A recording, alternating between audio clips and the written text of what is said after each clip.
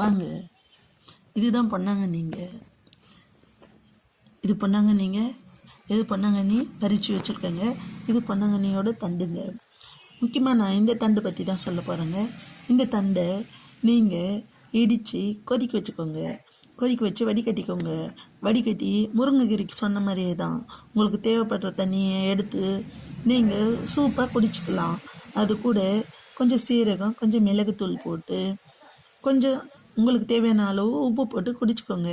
அதிக தண்டு அதிக தண்ணியாக இருந்துச்சுன்னா அதை இந்த கீரையோடு சேர்த்து சாம்பாராகவும் வச்சுக்கலாம்.